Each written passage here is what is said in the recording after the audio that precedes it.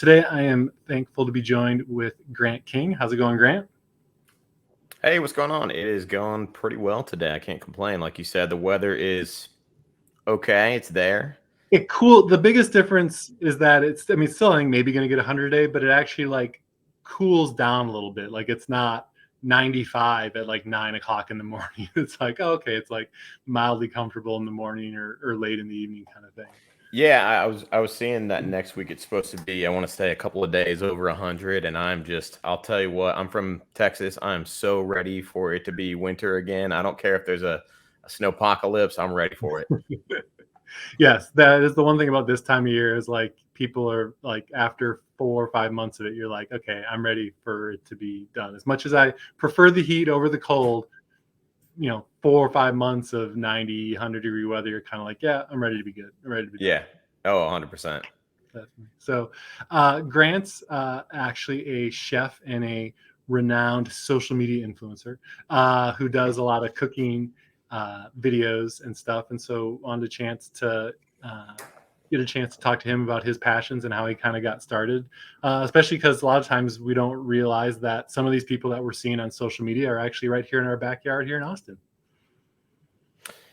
Yeah, totally.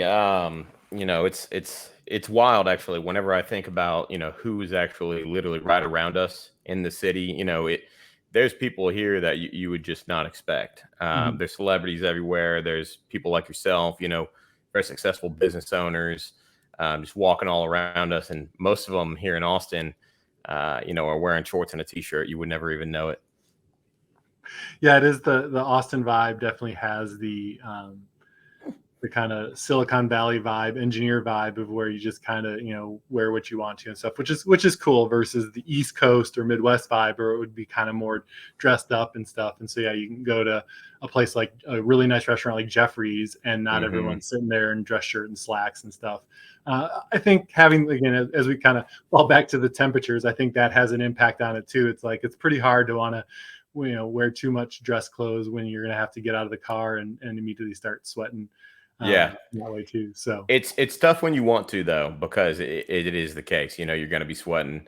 yeah, Um, it's interesting. We're such a casual city here, and the people are all around you. I'll tell you that. I used to, Katie Four, hmm obviously the mutual acquaintance that we have. Whenever she recruited me into our old company where we were selling custom suits, my top clients, the most successful guys that I worked with, all wore shorts and t-shirts. They did not dress up. And sometimes whenever I'd walk into their office, they almost looked down at me because I was dressed up here in Austin, Texas. It was kind of like a reverse, whereas if you were in New York, you oh see yeah, somebody walking in shorts and t-shirt and you're like, oh, that guy's struggling to make it. Here in Austin, though, somebody's wearing a suit and you're like, oh, that guy's, really trying. yeah, like almost trying too hard. Like Yeah. what's he going to a job interview or something like that. What's he hiding? Yeah, exactly. So you're a chef. You again are on a lot of different social media platforms, kind of doling out recipes, different ideas and stuff that way. What initially is your kind of origin story about maybe coming to Austin? Again, I know a lot of people Yeah. aren't locals here when it comes to Austin, but kind of what was your uh, origin story about how you kind of got into that line of work and how you got here to Austin, Texas? Oh gosh. Okay, I'll try and be quick about it. I'll kind of give you the rough breakdown. I'm originally from Houston, so I didn't stray too far. I came up here in 2014. I was following a girl, like always, and that didn't work out, but it led me to the great city of Austin. I ended up going to community college here for 1 year before I went down to Texas State in San Marcos, right? So got in there, went to Texas State. At the time, I was planning to be a pharmacist, actually. I was a pharmacist technician all through college. That was my goal, my dream. It's funny, I say this now and I kind of joke about it. I saw the movie Wolf of Wall Street, right? Okay. And I was like, I'm going into business school. Never mind pharmacy. I'm going to be a business major. And I look back at it now and I'm like, oh my gosh, I can't believe I idolized that movie of all movies, right? Um, so I get down there, I go into business school for marketing. I end up joining a sales program and just get really heavily involved with all that, that kind of stuff, and From there, I met, I met the company that I ended up going to work for out of college, which is where I sold custom suits. So I went into essentially hard sales, just, direct sales for about 3 years is how long I did that.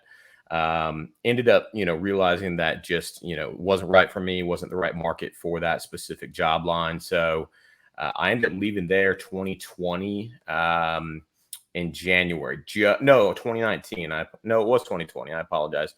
Just before COVID hit. It was like 2 months before COVID hit. So my goal, actually, I didn't have a job lined up, but I needed out. So I told myself I'm going to get my real estate license and go into real estate. And um, so that was my goal. I ended up leaving there. I actually was like driving Uber, driving Lyft for a couple of months in between while I was studying for that license.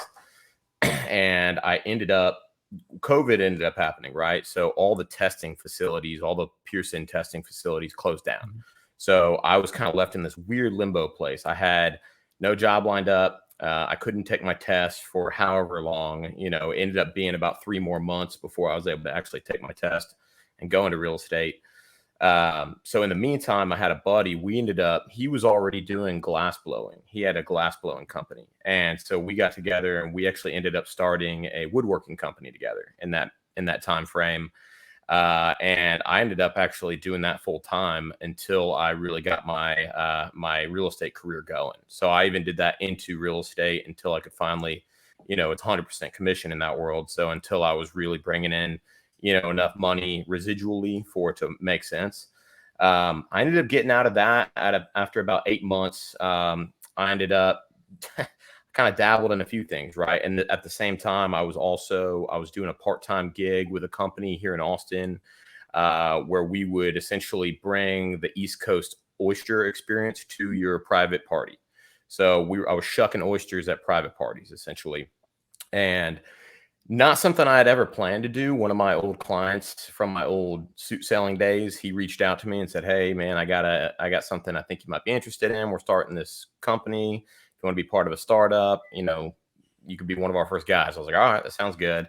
So from there, Your Wolf of Wall Street brain was like, "Ooh, start part of a startup. Like I can." entrepreneurial, right? Yeah. I mean, I could even go back. I'll tell you this. I'll go back as far as even in intermediate school, right? Seventh grade, I remember I was like, I saw an opportunity, right? These kids in school would, if you asked them for a piece of bubble gum, they would say, "Yeah, 10 cents."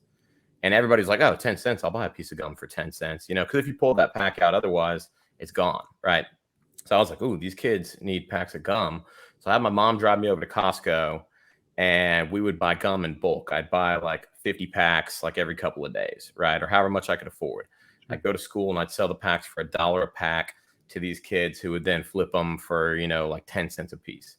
Mhm. And that actually, I never stopped selling either bubble gum or, energy drinks or whatever it was, like all through middle school and high school. It was just something I always did. Sunglasses, bracelets, like whatever the trend was, I was always selling it. So it was always there, so whenever this, startup hit me, I was like, yeah, that sounds good. So I'd been with them for about 8 or 9 months and I got thrown into a random party one day. I went over and shucked this party for a girl who's now a close friend. Actually, she's in real estate. I ended up shucking this party for her and we stayed in contact. She ended up calling me a few weeks later and saying, "Hey, I want you back at the party." I was like, "Cool, we'll do another party." And she ended up calling me again another like month later and said, "Hey, I got a birthday party coming up. I'd like you, if you're interested, to be a personal chef at my birthday. Is that something that you could do? I see that you do, cooking online." And it was about 2020 Christmas time where I was like, you know what? Like, I'm going to start making cooking videos. I have a passion for cooking. I'm going to start just like throwing something up. So I started that on YouTube and she saw that. So she ended up saying, "Hey, like I'd love for you to come over, and if you can, just do my birthday party." And I said, "Yeah, I'll figure it out for sure." I saw an opportunity, and we ended up executing that one. I had one friend with me on that one, and ever since, I've kind of just it's kind of like getting that one under your belt, Mhm. and then you can say it. Hey, like I do personal chef stuff, I do private cooking classes, whatever it is. So yeah, it's kind of how that's really how I got into where I'm at now. Where does your passion for cooking come from? Uh, I was kind of a big kid. Um, my favorite show to watch whenever I was a kid was actually, the Food Network, whatever was on Food Network, whether it be, Rachel Ray, Bobby Flay, Emeril Lagasse, like that was what I was always watching. And I like to eat, so when I saw them cooking, it inspired me to go in the kitchen, and my mom would always cook. So I go in there and say, hey, let me help out. Let me cook with you. And I think, the passion really came into play. It was always there. I've Yeah, always enjoyed cooking. It's always been an outlet. It wasn't until college, whenever I had to really provide for myself, and I was a broke kid on a budget, so I had to get creative. If I wanted to make a can of tuna to taste different, I had to figure, out 50 different recipes for that can of tuna. You know what I mean? So, um, I would say, very young childhood, especially with my mom and just Food Network, and then just really experimenting over the years is where it started to really come out. interesting. Yeah. Do you have kind of a style or kind of favorite genre of cooking that you enjoy doing Um, more than others? Or, it's tough. I've really started enjoying cooking Asian cuisine, Korean, Japanese, just like those types of flavors. I would say just make a lot of sense to me, and I didn't really pick that up until probably about a year and a half, 2 years ago. I would say that's my forte, but I can cook just about anything, I would say. no. I mean, it makes some sense. I mean, I don't know. You're probably younger than I am, so like I remember again growing up, it didn't feel like there was as much cultural diversity in our food. And I Mm, grew up in a small town, so that didn't help either, right? In Houston, there was probably more cultural diversity than in a small town that there would be. But like it was less about one day you're going to go to a Japanese restaurant, the next day you're going to go to an Italian restaurant, the next day you're going to do Tex-Mex and stuff like that. So it wasn't yeah. that much variety in the types of foods and stuff they usually ate. So it's probably not super surprising that growing up with your mom, it wasn't quite as diverse cooking education. And I'll tell you this, we grew up in Houston, in the suburbs of Houston. I would say, every third meal I ate had some kind of, Tex-Mex influence to it. Um, and her mom was, Southern born, so we were always eating Cajun food and Mexican food. I feel like that was really what we ate. So I had Mhm. that background, and then my dad actually. So my parents divorced. My dad got remarried to a Colombian woman, and I ended up picking up a lot of that Colombian culinary influence as well, which is very different from Mexican and Spanish types of Sure. food. So um, from a young age, I was able to incorporate that, which I thought was just really cool. And then over the years, just different things really influenced my style of cooking. Yeah. No, it's interesting again, even right. So even as diverse as Houston or Yeah, Austin can be in their food, like it's still pales in comparison to the true diversity of different foods and stuff out there. And there's a lot of people, myself included, who, while I like different types of foods, like I'm still okay with the Americanized version of a lot of those types of foods yeah. versus sometimes like the true authentic. It doesn't have to be Um, totally traditional. yeah, it's What stuff what that is way. what's your favorite kind of food to eat? I mean, it kind of very like I mean, I love Italian, but I don't eat it very often. I Ah, actually don't think there's a ton of great Italian restaurants in Austin, quite frankly. yeah. But so I'm as someone who likes to be pretty healthy, I tend to eat a lot of Hmm. chicken, vegetables, those kind of things. So tend to Lots of be quinoa. not so much in the quinoa, brown rice, Gotcha. different sweet potatoes. So there's a lot, there's a lot of different ways you can kind of, uh, change stuff up. I actually am fortunate for someone who wants to eat healthy. And I feel like a lot of people that I know who are into health and fitness, like I'm able to eat kind of a similar diet and it Mm, doesn't bore me the way that some people do, right? For mm, some people, like if you had to eat the same thing, if you had to eat the same thing during the same week, it would be like, no, I can't do this. It's got to be different and stuff. And so, yeah. um, and so whether that's a product of not having a great food taste or whether it's just a product of kind of being okay with it in that regard, I don't necessarily know. But but yeah, so it just kind of depends. But it's interesting to go to different places. It's also interesting to go. Another thing is, as someone who's more into like health and fitness, Mm, like cooking what you get at a restaurant versus what you can cook from home, and obviously what you can get at a restaurant tastes so much better, but there's also a mhm. lot of things in there that like aren't necessary. And so like I remember going one of the first times I got into Mexico, having actual Mexican tacos and those kind of things. Like it was the flavors were different. Even the health components felt different than going to a Mexican restaurant Yeah, in the United States, where it's like throwing a lot of extra butter and having all this cheese and extra all that. Yeah, pasteurized and all this kind of stuff. Yeah, the cheese in Mexico was amazing, but I'm sure the shelf life of it probably wouldn't have been as good as it is here. But it's like, well, if you just eat it sooner, then it tastes better, it's healthier for you, and it's yeah. fresher and all those kind of things. Yeah, I would say you're totally on track with that, especially having, being into fitness. Eating out is actually very tough when Mhm. you're trying to maintain a diet. And back in 2019, I went through a very, fitness intensive change in my life. I decided I'm going to get in shape, and diet. I tried keto, and you can't eat anywhere if you're doing keto. I few places you can Sure. eat, but you're going to spend so much money just trying to get the right food. Mhm. And so, like you said, cooking at home is so important. And I'll tell you what, I do idolize the fact that you can just eat, the basic stuff, chicken and veggies and rice regularly. I really wish I could do that because I Yeah. would be in much better shape. Yeah. No, again, like I say, it's like most things in life, we either see it as most people tend to see the thing that they do well, and they, oh, I really wish I wish I could, taste the flavors or cook the way you do, right? And it's like the people that can cook that, oh, I kind of wish I could, I wish I enjoyed just kind of some of the basics, and it wouldn't take, an hour out of my life to Yeah, cook every single meal and stuff that way. So it's kind of interesting to me how sometimes we take for granted the things that we do well in life, and are always kind of looking to other people. Oh, if I could only cook like they could or something like that. And that same person is like, oh, if I could enjoy some of the basics more regularly, that would be cool as well. totally. And I'll even say this, I think when we do things well, we automatically assume that others do as Sure. well, Mhm. to a certain extent. And I forget that a lot of people don't know how to cook. I really Yep. do. So, and I'll say this, imposter syndrome. I'm sure you know all about this being in the world of sales, and it creeps in, when you don't even realize it. And when I first got the opportunity to become a personal chef, for instance, to me, I was like, why do you need me to, why do you need me to come and cook for you? I don't understand. Like, y'all probably know how to do that, right? Yeah. You can probably cook really well. Why don't you just cook it up for your friends? And I forget that not everybody, knows how to sell a house. Not everybody knows, mortgage banking and, just knowing how to cook and things like that, So, Yeah.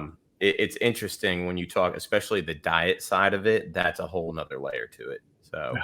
kudos to you for your efforts and all that. I appreciate it.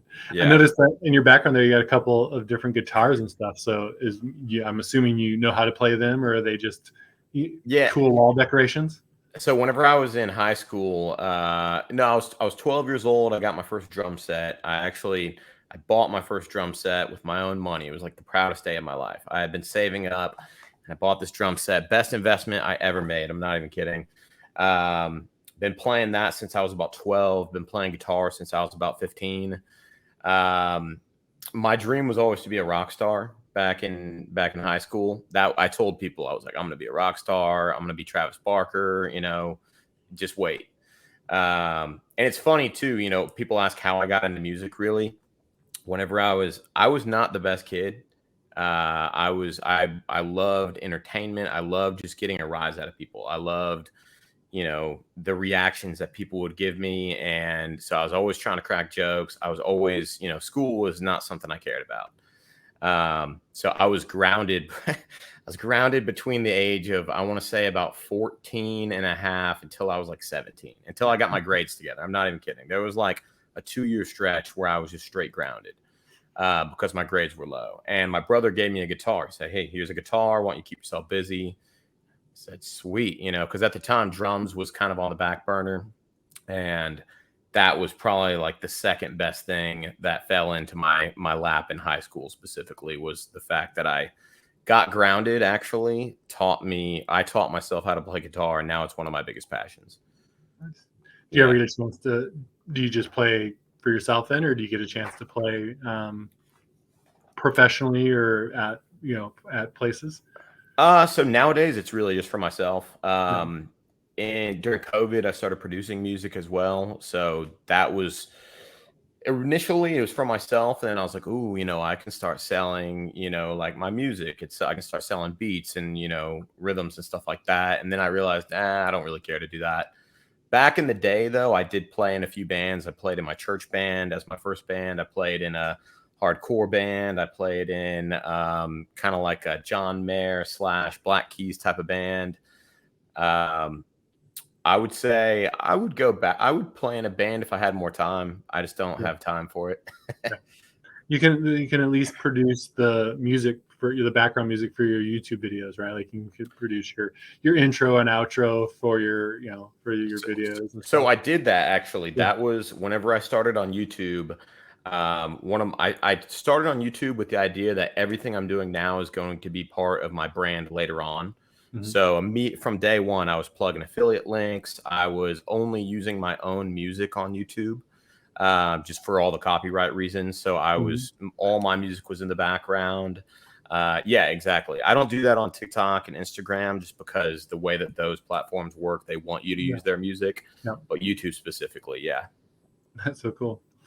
Yeah. And so like I'm with TikTok, kind of the platform that really kind of blew up your brand that way, just with the exposure, and I'm assuming the format worked out really well for you as well.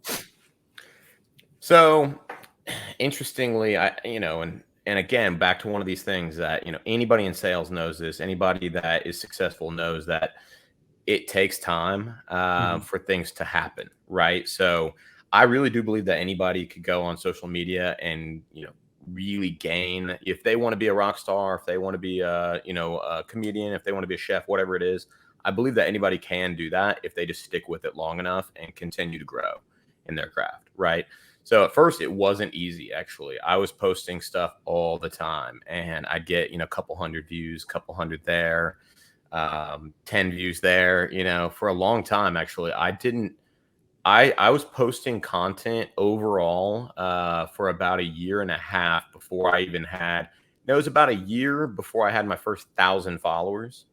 And then it was about a year and a half before I even hit, 10,000 followers. So it was a long period of, just posting and not really seeing any results. So, but TikTok definitely is the platform that allows you to have the most organic growth Sure. of all of them. Yeah. What do you think? What helped you continue through that process, right? Because for a lot of people, if it was if it was going to take if it took a year for only 1,000 followers, which again Yeah. is not insignificant, but in today's world of social media feels insignificant, they would have given up 3 months into that, let alone 9 months into that. What kind of helped keep you motivated to stay the course and keep going that direction, especially because, like, say, you have a lot of different interests, so it's not as if you couldn't have pivoted to something else Hmm. during that time frame as well. So it's funny that you say that. And I know we were kind of before this chatting a little bit about Gary Vaynerchuk, right? Mhm. And Gary, in just like a short clip that I saw, mentioned one time that if you don't know what you want, if you don't know what you want to do, if you don't know what you're passionate about, try something new every 4 to 6 months until you figure it out, right? Mhm. And so COVID, for kind of, take a step away from the question for a second. COVID, I think I did about 10 different positions, just trying to figure out what I wanted, because I was gun ho for a long time that I was going to be a professional suit selling guy for the rest of my life.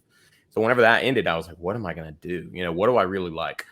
So, and I pondered that and I've reflected and realized that food is something I really do enjoy. And the idea of, for instance, being on MasterChef or something like that had always just like made me, excited. I was like, oh, Mhm. that right there would be so cool. So I would say, fast forward to whenever I was about a year in, I always actually, from day one, whenever I started, I had the vision up top already. It was there, and I just knew that if I did X, Y, Z, if I executed on more of the tasks, to get to the goal, that I would eventually get there. Um, Also, too, I'll say that, I reached out to a lot of other social media people really early on, especially once I got into the YouTube and TikTok side of things. I reached out to a bunch of guys that just I saw on there and realized, hey, like this guy really knows what he's doing, or this girl really knows what she's doing. Let me reach out and see if they would give me a little advice. So I was reaching out saying, hey, what I had no clue. I don't have a background in content creation or videography or audio or anything like that. Sure. So I'll reach out and say, hey, I really like what you're doing. What kind of audio and camera equipment are you using? Because your content is great. And for some reason, they were all like, hey, thank you so much. Yeah, this guy's real. This is what I'm doing. So I gained a handful of, closer, I would say even now today, kind of like mentors from a very young age that I had to gain their respect, not age, but, early on in my social media career. I had to gain their respect. So they were slow to give me, their attention. But um, over time, though, they really gave me support and reminded me that, hey, just keep what you're doing. Keep doing what you're doing. Like, you have a personality here. If you just keep doing what you're doing, man, like, you will get there. Kind of like, how I, preach it now. Like, I really do believe that. So that really helped out my mindset. Yeah, it gave you the perspective that you don't Yeah. have when you're going through it the first time, that yes, it feels like progress isn't being made, but it really is. Like, you're getting better at the videos, you're getting Yeah. better at the production, you're getting that, vault of documentation and stuff, or of videos, that eventually, when that tipping point happens, it makes all the difference in the world, because Totally. everyone, even people who have millions of followers, at some point started with no followers. And yes, again, the occasional person, like when Tom Brady finally got on, I can't remember if it was like Instagram or whatever. Yeah, great. For the first time that he did it, I'm sure he got a million followers really quick, but he'd also spent all the time getting really good at the other stuff that he had done to allow him to have that kind of a thing. And yet a lot of us like to think that we should be able to get on a platform and just immediately start to see success Yeah. right away. So And it's funny that you say that too, because most people do look at, for instance, Tom Brady, and they're like, "Oh, Tom Brady, got on TikTok and went from a 0 to 1 million in a week." Right? mhm, It didn't take him a week to go 0 to 1 million. It took him 42 years of his exactly. life. It took him his whole life to get to the point where he can do that. Yeah. So yeah, exactly. Yeah, it's an interesting perspective, that I think a lot of people don't don't necessarily take when it comes to the challenges, the success that other people have, right? Like, it's Yeah. most people like to excuse the success that other people have, unfortunately, instead of realizing that Hmm. almost all success comes with a lot of hard work and a lot of time and effort, blood, sweat, and tears, kind of thing. So, Totally, and I think with, everything, but, like, with social media, it's so prominent these days, and you really only see the best of the best of the best videos, right? mhm, That's all that you see because that's all that the platform supports, right? mhm, So, and that's what people compare themselves to. So when they're posting videos, for the first time, and it's not very great, and it's not getting, 50,000 views off the bat because that's all they see, it's very discouraging. And I think it's really important for anybody and that wants to go into something like this to remember that we all start from a different place. And so for me, one of the very things that one of the things that really inspired me was hearing these people's stories. Was mhm, hearing I would ask them, like, hey, like, what was your upbringing in social media like? Were you, did you post a video and immediately get 50,000 followers, or did you have to grind for a year and a half before you got there? And I heard, all sorts of stories. I heard, I had one guy I know who's very big now. He posted a video like his second week, and it got like 130 million views and gained 100,000 followers overnight. mhm, So for him, the trajectory was totally different from somebody like me who's been in it for now, almost 2 years, and I'm just sitting at about 90,000. mhm. So it's just important to remember that we all start from a different place, different Sure. skill set, different knowledge, different, not everybody even has the ability to make a video a day, Yeah. right? Or even a video a week. Some people, are, just trying to get by. So for them to be able to afford the equipment alone, so we all got to start from somewhere. Just starting is the biggest thing. And that's what part of why it's super important that you enjoy the process of it Yeah. versus just enjoying the end results. Like, ooh, I want to be social media famous or have, whatever, earning this much money. Well, if that's the only reason you're doing it, you're not likely to stick with it through the challenging times of Yeah. doing it, for sure. And I would say it's actually very unlikely that you're even going to be happy when you attain that anyways. Sure. Yeah. Right. So, Because then you still got to keep it up. You don't suddenly hit this one thing and then you just don't do anything anymore. Like totally. if your goal is to be a social media content creator, then you're going to have to continue to make social media content. Yeah. Like, oh, I hit a Like, million followers. Now what? Oh man, it doesn't feel nearly as cool as I thought it would.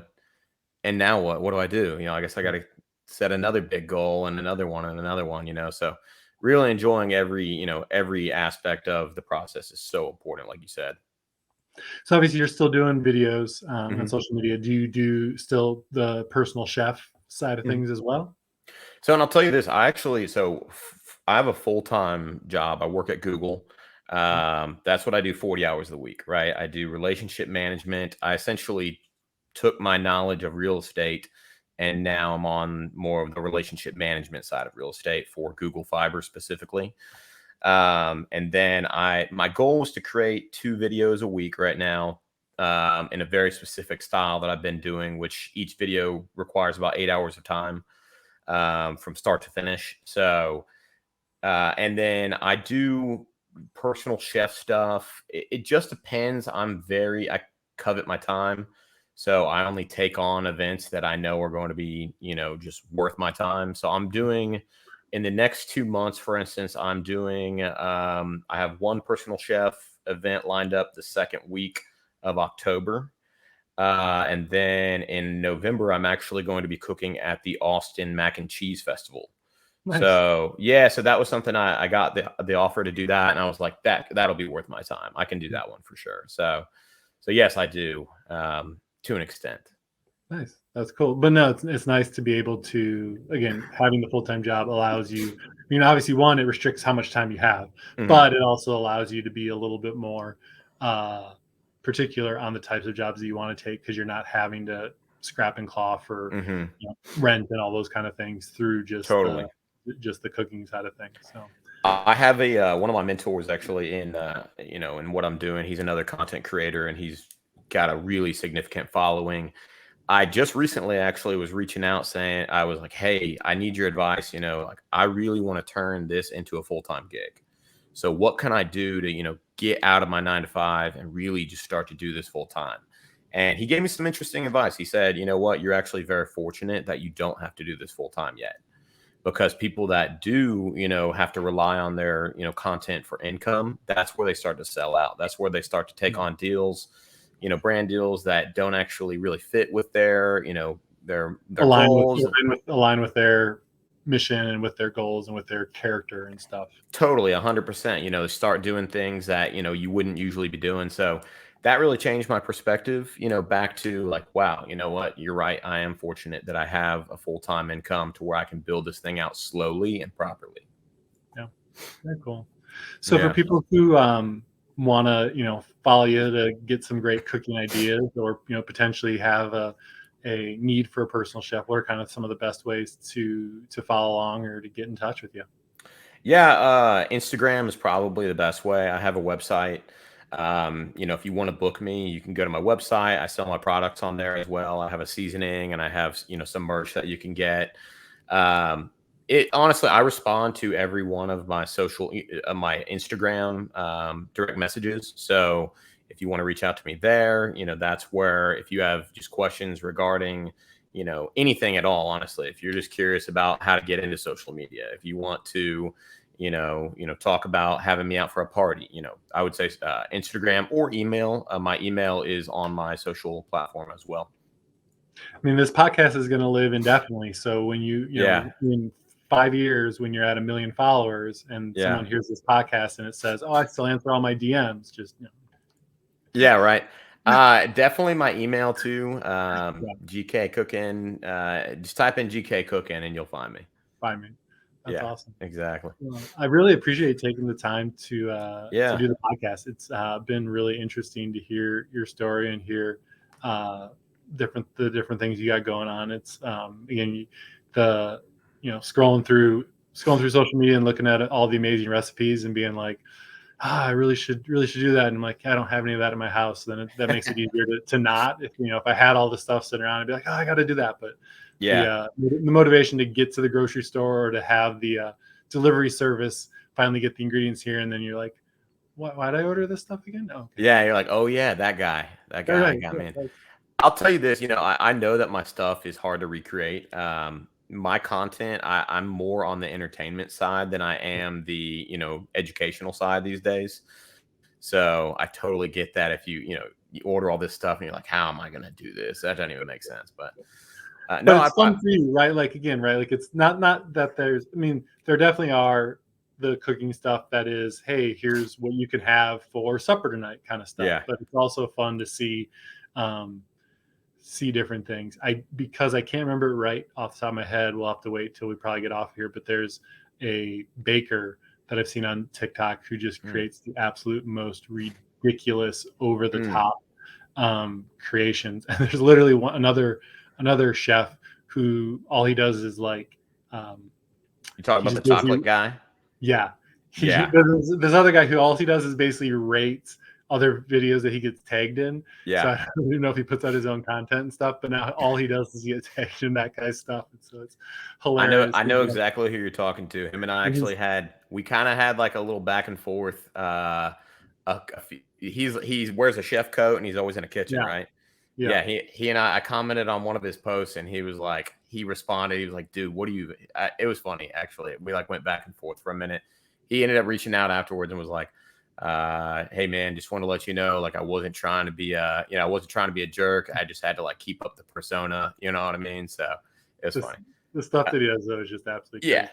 So Yeah, the chocolate guy, you can't recreate that stuff. So I no, totally get it, and but to what you're saying, I really appreciate you having me on. It's been fun just chatting it up, and my goal is to inspire people. So I hope that somebody on here, even just one person, heard something that was inspiring to them. yeah. And to stick with it, right? Whether that Yeah, thing be cooking or whatever passion it is for you, like just stick with it and enjoy it. And um, again, the journey is hopefully as fun as the end goals. yeah, and I know we need to get jumping, but one of the last thing I'll say is passion is so important to me. It's one of the reasons why I think I can be a it keeps me alive. You know what I mean? If I didn't, pursue my passions, I don't know what I would be doing. And I push everybody to, find something they're passionate about. If you're not passionate about something, try multiple things. Go and take a basket weaving class. Go and, try some, singing lessons or whatever until you find something that you're really, really interested in, because it'll change you as a person for sure. And, stick with it. Yeah, awesome. Well, again, appreciate you joining the podcast today, and Of look course. Thank forward you. to continued success in your cooking ventures. Hey, I appreciate it, Troy. Thanks a lot, everyone. Have a great day.